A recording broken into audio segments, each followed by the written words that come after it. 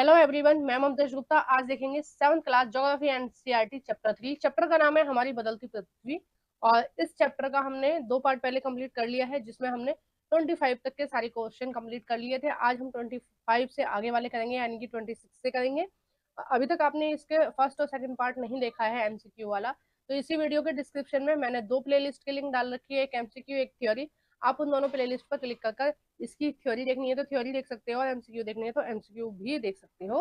और अभी तक आपने ये सारी प्लेलिस्ट नहीं देखी है जो 6 से 10 तक की एनसीईआरटी की है, एसएसटी एनसीईआरटी की, तो आप इन सबको भी देख सकते हो। उसके लिए आपको मेरा यूट्यूब चैनल ओपन करना पड़ेगा, प्लेलिस्ट वाले ऑप्शन पर क्लिक कर आप इन सबको भी देख सकते हैं।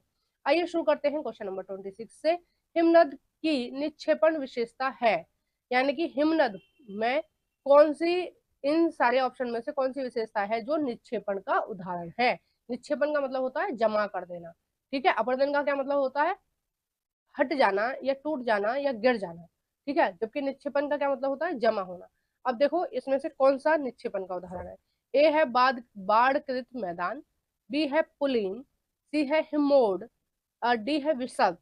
तो हिमनद के बारे में पूछा है इन्होंने, तो हिमनद का जो सही ऑप्शन हो जाएगा वो हो जाएगा सी, हिमोड। हिमोड क्या होता है, जब हिमनद यानी कि जो बर्फ है वो जब ऊपर के पहाड़ों से खिसलती है तो नीचे पहाड़ों पर आकर वो क्या होती है, एक जगह जम जाती है, ठीक है। और फिर वहां से उसको, उस स्थान को क्या बोलते हैं, जहां पर एक स्थान पर आकर रुक जाती है उसको बोलते हैं हिमोड। और यहाँ से फिर आगे की तरफ नदी के रूप में वो बहने लगती है, ठीक है। वैसे पुलिन भी निक्षेपण का उदाहरण है, लेकिन हिमनद का उदाहरण नहीं है। वो किसका है, वो समुद्र का उदाहरण है ना। और पुलिन कैसे बनते हैं, जो नदियां अवसाद लाती हैं, या फिर समुद्र का पानी जो अवसाद लाता है और उसको किनारे पे छोड़ देता है, उससे क्या बनते हैं, पुलिन बनते हैं, ठीक है। तो पुलिन भी क्या है, निक्षेपण का उदाहरण है। लेकिन क्वेश्चन में क्या पूछा गया था, हिमनद के बारे में पूछा गया था, ठीक है। अगर समुद्र के बारे में पूछा जाता, समुद्री तरंगों के बारे में या समुद्री जल के बारे में पूछा जाता, तो आंसर हमारा बी होता, ठीक है। आइए नेक्स्ट देखते हैं क्वेश्चन नंबर 27। छत्रक सैल व बालू टिब्बा कहाँ पाए जाते हैं। ए है रेगिस्तान में, बी है नदी घाटी में, सी है हिमनद में, डी है मैदानी भागों में।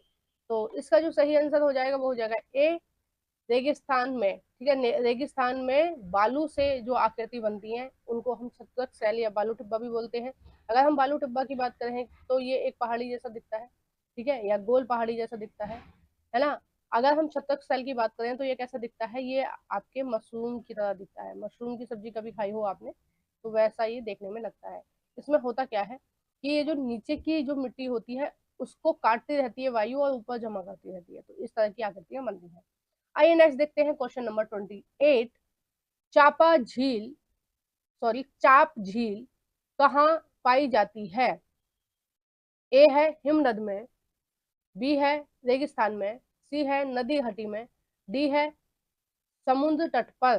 तो चाप झील कहाँ पाई जाती है, नदी घाटी में। नदी घाटी का मतलब है कि जब नदी मैदानी भागों में बह रही है। घाटी का मतलब यही तो होता है जो प्लेन एरिया होता है, मैदानी भाग को मतलब पहाड़ों से घिरा हुआ प्लेन एरिया, आसपास पहाड़ है उसके और बीच में क्या है, प्लेन एरिया है, तो उसको क्या बोलते हैं, हम घाटी बोलते हैं।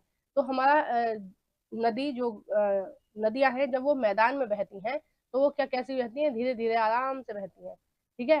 तो चापा झील भी चाप झील भी वहीं पे बनती है, ठीक है। जैसे इस तरह से यहाँ पर बन जाती है ऐसे, ठीक है। ये कभी नदी सीधी बह रही होगी, अब ये ऐसे बहने लगी तो यहाँ पर थोड़ा थोड़ा जल बच जाता है, तो उस वो जल क्या करता है, एक झील का निर्माण करता है। उसको ये चाप झील, अनूप झील भी बोलते हैं या झड़न झील भी बोलते हैं, ठीक है। नेक्स्ट है क्वेश्चन नंबर 29। चाप झील को अन्य किस नाम से जाना जाता है। ए है अनूप झील, बी है झड़न झील, सी है गोखुर झील, और डी है ये सभी। तो देखो ये सभी हैं, अभी मैंने ये सारे नाम ले भी लिया आपके सामने, तो इसका जो आंसर हो जाएगा वो हो जाएगा डी, एकदम सही है।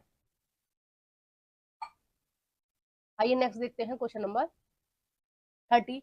नीचे दिए गए कथनों में कौन सा कथन असत्य है, यानी कि जो गलत है वो हमें बताना है, ठीक है। अब यहाँ से थोड़े से टिपिकल क्वेश्चन शुरू हो रहे हैं, क्योंकि आपको पता ही है एग्जाम में बहुत ज्यादा इजी क्वेश्चन पूछे जाते नहीं है, बहुत ज्यादा टफ आता है, तो थोड़ी सी प्रिपरेशन हमें भी कर लेनी चाहिए, ठीक है। आइडिया होना चाहिए कि किस तरह के क्वेश्चन आ सकते हैं और उनको हमें सॉल्व करने की भी आदत होनी चाहिए, ताकि एग्जाम में आए तो हम ना घबराएं और उनको आराम से सॉल्व कर लें।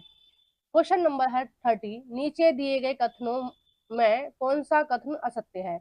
ए है महाद्वीप पर पट्टी का निर्माण सिलिका एवं एलुमिना जैसी खनिजों से हुआ है। ठीक है। ऑप्शन है बी, एक मिनट, इसकी बैटरी लो हो गई है, इसकी बैटरी चार्ज करने पे लगा रही हूँ। हाँ, नेक्स्ट है क्वेश्चन नंबर बी, महासागरीय परपट्टी सिलिका एवं आयरन से मिलकर बनी है। सी है भूपरपट्टी एवं मेंटल का ऊपरी भाग मिलकर स्थलमंडल कहलाता है। डी है पर्वतीय श्रृंखलाओं के क्षेत्र में परपट्टी की मोटाई अधिक पाई जाती है। हमें क्या देखना था? हमें देखना था कौन सा असत्य है। ठीक है, तो असत्य कौन सा है इनमें? बी वाला असत्य है। इसमें क्या है? महासागरीय परपट्टी सिलिका एवं आयरन से मिलकर बनती है। सिलिका और आयरन से नहीं बनती है। वो किससे बनती है? जो वो महासागरों की जो परपट्टी बनती है वो बनती है सिलिका और मैग्नीशियम से मिलकर बनती है। ठीक है, किससे बनती है? सिलिका और मैग्नीशियम से बनती है। जबकि महाद्वीप की जो परपट्टी बनती है वो कैसे बनती है? महाद्वीपों की परपट्टी आप लोग मुझे कमेंट बॉक्स में बताएंगे। ठीक है, नेक्स्ट है क्वेश्चन नंबर 31, भूकंप के संबंध में कौन सा कथन सही नहीं है? जो सही नहीं है वो हमें बताना है। पृथ्वी का वह भाग या स्थान जहां से भूकंप की उत्पत्ति होती है उसे क्या बोलते हैं? उसे अधिकेंद्र कहते हैं। हमें सही नहीं वाला देखना है। ठीक है, अधिकेंद्र बोलते हैं। दूसरा है भूकंपीय तरंगों को सबसे पहले उद्गम स्थान पर महसूस किया जाता है। तीसरा है भूकंपीय तीव्रता की माप रेक्टल स्केल द्वारा की जाती है। तो 31 का जो सही ऑप्शन हो जाएगा वो हो जाएगा बी, यानी पहला और दूसरा दोनों गलत है जबकि तीसरा वाला सही है। ठीक है, अब क्यों गलत है वो भी मैं आपको बता देती हूँ। पृथ्वी का वह भाग जहां भूकंप की उत्पत्ति होती है उसे अधिकेंद्र नहीं बोलते हैं। उसको क्या बोलते हैं? उसको उद्गम स्थान या इंग्लिश में उसको फोकस बोलते हैं। ठीक है, जो पृथ्वी की आंतरिक परतों में जो हलचल होती है वहां उस वाले पॉइंट को बोलते हैं उद्गम स्थान। ठीक है, ये तो ऊपर वाला पॉइंट होता है, तो यहाँ नहीं, सबसे पहले हलचल पृथ्वी की आंतरिक परतों में होती है। ठीक है, नेक्स्ट है 2 वाला, भूकंपीय तरंगों को सबसे पहले उद्गम स्थान पर महसूस किया जाता है। नहीं, अगर हम महसूस करने की बात करें तो कहाँ महसूस होगा? अधिकेंद्र पर। ठीक है, क्योंकि हम पृथ्वी के अंदर वाली परतों में थोड़ी रहते हैं, हम तो ऊपर वाली परत पर रहते हैं, हम तो परपट्टी पे रहते हैं। तो परपट्टी पे जो हमें महसूस होगी वो कहाँ होगी?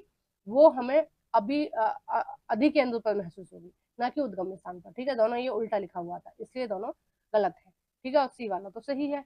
नेक्स्ट देखते हैं क्वेश्चन नंबर 32, भूकंपीय तरंगों के संबंध में दिए गए कथनों में कौन सा कथन सत्य है? ठीक है, जो सत्य है वो हमें बताना है तरंगों के बारे में। ए है प्राथमिक भूकंपीय तरंगे पी ठोस, तरल व गैस तीनों के माध्यमों से गुजर सकती है। बिल्कुल सही है। ठीक है, ये मैंने पिछले पार्ट में भी बताया था आपको। ऑप्शन है बी, द्वितीय तरंगे एस केवल ठोस पदार्थ के माध्यम से ही चलती है। नेक्स्ट है सी ऑप्शन, प्राथमिक भूकंपीय तरंगे पी और द्वितीय तरंगे एस से अधिक विनाशकारी होती हैं। और ऑप्शन है डी, पहला और दूसरा। ठीक है, ये टाइपिंग मिस्टेक है, पहला और दूसरा दोनों सही है, यानी ए और बी दोनों सही है। तो यही वाला सही है, क्योंकि पी तरंगे विनाशकारी नहीं होती हैं। ज्यादा ज्यादा विनाशकारी कौन सी तरंगे होती हैं? एस तरंगे होती हैं। ठीक है, तो इसका ऑप्शन नंबर डी सही हो जाएगा, है ना। आइए नेक्स्ट देखते हैं क्वेश्चन नंबर 33, निम्न कथनों पर विचार कीजिए तथा इनमें सही कथनों की पहचान कीजिए। पहला है भूकंपीय तरंगे अभिलेखित होने वाले क्षेत्र को भूकंपीय छाया क्षेत्र कहा जाता है।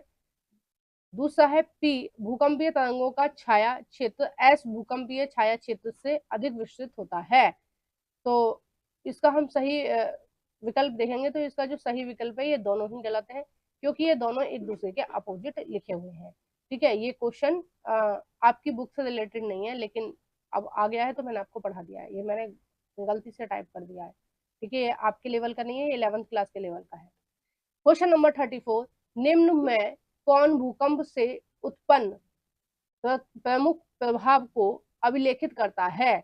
इससे उत्पन्न भूकंप से उत्पन्न। ए है सुनामी, बी है भूस्खलन, सी है धरातलीय विसंगति और चौथा है धरातलीय विस्थापन। तो इसमें कौन सा है जो भूकंप से उत्पन्न प्रभाव को करता है? ठीक है, तो इसका जो सही आंसर हो जाएगा वो हो जाएगा डी। ये सभी क्या करते हैं, ये सभी प्रभावित होते हैं किससे? भूकंप से। ठीक है, देखो सुनामी भी आती है और ये भूस्खलन भी होता है, धरातलीय विसंगति भी होती है और धरातलीय विस्थापन भी होता है। ठीक है, आइए नेक्स्ट देखते हैं question number 35। Ring of fire शब्द निम्न में से किससे संबंधित है? पहला है भूकंप से, दूसरा है ज्वालामुखी से, तीसरा है प्रशांत महासागर से, चौथा है जंगल की आग से। तो सही विकल्प हम देख लेते हैं, सही विकल्प इसका कौन सा रहेगा? तो 35 का रहेगा ए, पहला, दूसरा, तीसरा, इन तीनों से संबंधित है रिंग फायर का। रिंग फायर क्या है? प्रशांत महासागर के जो किनारे हैं उसको हम रिंग ऑफ फायर कहते हैं। उसका मेन कारण क्या है कि यहाँ पर भूकंप ज्यादा आते हैं। ठीक है, तो एक पूरी की पूरी रिंग बनी हुई है और वहां पर सबसे ज्यादा भूकंप आते हैं। कहाँ? प्रशांत महासागर। आइए नेक्स्ट देखते हैं क्वेश्चन नंबर 36। हिमनद के संबंध में दिए गए कथनों में कौन सा कथन सत्य नहीं है? थोड़ी सॉरी असत्य है। असत्य है या फिर सत्य नहीं है, एक ही बात है ना? तो ऑप्शन है ए, विषुवत व्रत से दूर जाने पर हिमरेखा की ऊंचाई क्रमशः से बढ़ती है। बी है, वृहद समतल क्षेत्र पर फैले हुए हिम परत को महाद्वीपीय हिमनद या गिरिपाद हिमनद कहते हैं। सी है, हिम छत्रक ऊंची पर्वत चोटियों को ढके रहते हैं। और इसके ऑप्शन है डी, हिम के फटने से जो दरारें पड़ जाती हैं उन्हें हम हिम विदर कहते हैं। तो 36 का जो सही आंसर हो जाएगा वो हो जाएगा पहला। ठीक है, ए, हिमनद के संबंध में कौन सा कथन असत्य है? विषुवत व्रत से दूर जाने पर हिम रेखा की ऊंचाई क्रमशः से बढ़ती है। ऐसा नहीं है, देखो जो हिम है, हिम यानी कि बर्फ, जो है, जो बर्फ की नदियां हैं वो मोस्टली कहाँ पाई जाएंगी? जो जो इलाके ऊंचे होंगे, ठीक है, ऊंचे इलाकों पर बर्फ पाई जाएगी और वहां पर ही बर्फ की नदियां पाई जाएंगी। ठीक है, उसका विषुवत व्रत पर की से कोई मतलब इतना ज्यादा इफेक्ट नहीं पड़ता है। आइए नेक्स्ट देखते हैं क्वेश्चन नंबर 37। निम्नलिखित में से कौन सा बाह्य कारक लोयस या लोयस निक्षेपण के विस्तार के लिए उत्तरदायी है? पहला है हिमानी, ए, बी है बहते हुए जल, सी है पवन और डी है समुद्री तरंगें। तो लोयस या लोयस निक्षेपण से संबंधित कौन सा है? वो हो जाएगा सी। आपको पता ही है ये पवन की क्रियाएं, लोयस हो या फिर छत्रक सेल हो या फिर बालू डिब्बा हो। ठीक है, ये किसकी क्रिया है? ये पवन की क्रिया है। नेक्स्ट है क्वेश्चन नंबर 38 और ये इस वीडियो का लास्ट क्वेश्चन रहेगा। निम्नलिखित में से कौन सा तटीय स्थलाकृतियों का निर्माण समुद्री तरंगों द्वारा किया जाता है? पहला है समुद्री कदराएं, यानी कि गुफा बोलते हैं। ठीक है, कदराएं माने गुफा। ठीक है, समुद्री कदराएं। दूसरा है स्टेक, तीसरा है तटीय मेहराब और चौथा है समुद्री भृगु। तो इसका तो सब लोग सही आंसर जानते ही हैं। इसका सही आंसर हो जाएगा डी, है ना? ये तो बहुत अच्छे से मैंने आपको पूरा टॉपिक कराया है। तो इसका आंसर हो जाएगा डी कि ये सभी किससे संबंधित है? ये सभी समुद्री तरंगों से संबंधित है। और इसी के साथ हम इस वीडियो को समाप्त कर रहे हैं क्योंकि सारे क्वेश्चन भी समाप्त हो गए हैं। ठीक है, लगभग मैंने आपको 40 क्वेश्चन अराउंड मान सकते हैं, 38 क्वेश्चन है। ठीक है, 38 क्वेश्चन कंप्लीट करा दिए हैं। आपको वीडियो कैसी लगी प्लीज कमेंट बॉक्स में बताना। वीडियो को जरूर से लाइक कर देना। जो भी फ्रेंड आपके एनसीईआरटी पढ़ना चाहते हैं उन सभी के साथ इस वीडियो को शेयर कर देना।